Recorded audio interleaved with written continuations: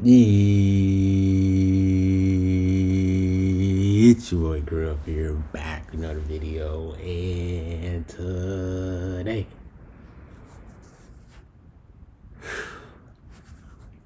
I got a special video, guys, man. Today we're gonna be making a video on should you summon for the tag Super Saiyan 4 Goku and Vegeta. So I know a lot of you guys are pissed, man. I know a lot of you guys are pissed. Everybody is on Toji's ass, bro. Like they on the dev's ass. Like everyone made a rant video. How I feel about it, it is definitely disappointing, right? It's definitely disappointing. You just feel like you would expect more from a Legends Fest banner. Like you have a banner with Beast Gohan that dropped the month before, and it has one LF and then two Sparkings, and then the Legends Festival. This is pre Legends Fest, right? That's a pre Legends Fest banner, and that banner has more valuable than this. Like we have two EX units with one regular Sparking with one LF, right? Like I understand people want dual LFs, but the bare minimum that they should have is one LF, two Sparkings. And if they wanted to do dual banners, fine. But like the value of the banner is worse than Beast Gohan banner. I don't know if 17 is going to be a top 2 unit like Pan is. I don't know. You know what I'm saying? Like Piccolo was a top 10 unit. Like all three of those units from Beast Gohan banner were top 10 units. And 17, depending on how good GT is, he could be a top 10. He could barely be scraping top 10. So just the banner value alone sucks.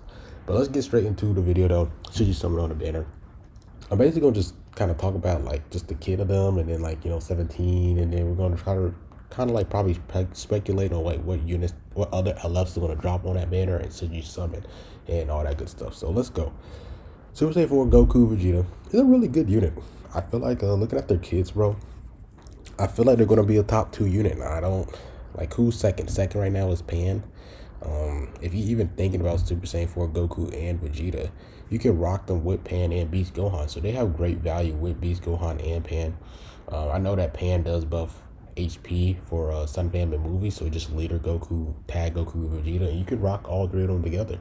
I think that's one of their best values, the fact that Goku's on there and it's considered a Sun Fam team, so you just leader them, and then their Z abilities will help Beast Gohan and Pan out as well. So they already have great value right there. They already can synergize with the top 2 units in the game, right? If we look at it from the GT standpoint, GT's it probably has one of the weirdest teams, and it's because they haven't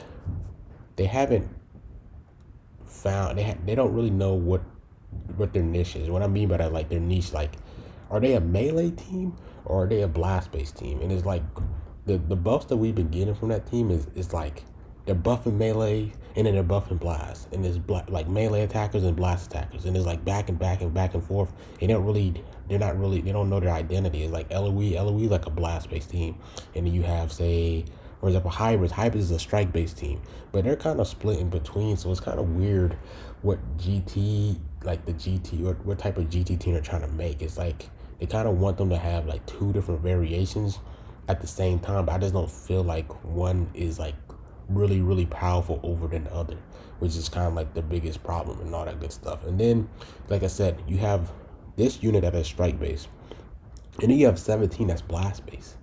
He's a blast based support unit. That's what it looked like, because from his Z ability. So it's just weird. I just don't understand it. I don't understand why they're doing this, which is interesting and all that good stuff. I'm glad that 17 is purple, right? Like they needed a new purple, and then Goku Vegeta is green. Saying it helps them out as well. But let's take a look at, let's actually like predict on like what banners, like what LFs that I feel like I can see. So the tag GT Goku 4, Goku Vegeta 4, they're Saiyans and GT. So I feel like they usually have 6 other featured LFs, right? Other LFs. So I feel like Gogeta 4 is gonna be one of them. I feel like Super Saiyan 4, the Zenkai Goku is gonna be one of them. I feel like that's 2. I feel like MUI Goku might make an appearance. I feel like MUI Goku might be on there. So that's 3. Now, in terms of the other people, it's really interesting. They can really go with like tag Super Saiyan 4s. They can go with Dragon Fist Goku, Kuibuff Saiyans. They both Sun Fam and Vegeta Clan. They're both in movies. You even have like a unit like Majin Vegeta that both Saiyans. They have Namek Goku. So just think of like GT and Saiyan LF units. Those probably gonna be the filler units and all that good stuff. And from that, right, if we take a look at that, I would say if you main GT, summon on this banner. It's not even a question. Summon on this banner. You guys have been waiting for 500 days to get new sparking units. Summon on this banner. This is for you. But if you're just a unit, if you're a guy that's kind of like, like I like the tag Super Saiyan 4s, and you're kind of like really questioning like in terms of value, should you summon on this banner? I would probably I probably want to go all in on this banner. Like if you like the tag Super Saiyan 4, I think you should try and see if you can get the tag Super Saiyan 4. That's like one of your favorite characters, one of your dream cards. See if you can pull them, right? See if you can pull them. If you main GT, you main and you love the tag Super Saiyan 4 as a unit, you should summon. You should summon until you get that unit, right? Because that's something that you've been wanting. But if you're someone that's like, the tag Super Saiyan 4 are cool, right? Like I'm kind of just want to just, use the best units in the game. I feel like you should wait it out. See what's everyone's opinion on, like me, Dugo, Virgil, Goresh, Rayuden, all those people, all the content creators on their take on it and like where the meta shifts. And if the meta doesn't really shift, I wouldn't summon as much on it. I would just, try to see if you can pull them. If you don't pull them, then, save some of your Chrono Crystals for part 2. Because part 2 are usually like the last, or like the ending of a celebration. That's usually when the best unit, comes out. And we think about last year's Legends Fest. He was the last he was the last hype unit to drop, right? And he was the best unit out of the batch, right? He was better than Goku Vegeta. He was better than Sora Trunks, right? And then last year we had MUI Goku he was really powerful. Dragon Fist was really powerful. But then who was the best unit out of that celebration? It was Vegeta, right? So if you're looking at it from that standpoint, like you're trying to see who are they going to be the best unit out of this celebration, they probably will not be the best unit out of the celebration. It will be whoever's the last unit that they drop, which is most likely going to be an ultra. And if that's your mindset, then you should not summon and save for the last part of this celebration, because that's when they usually drop the most powerful unit out of them all. But if you like GT and you like the tag Super Saiyan 4 and Goku, then summon for that banner. Like I said, if you're mixed in between, I feel like you should watch, some showcases, see how the meta goes. Like are they a top 2 unit, like do people still stay with the, Beast Gohan, Pan, Future Han setup?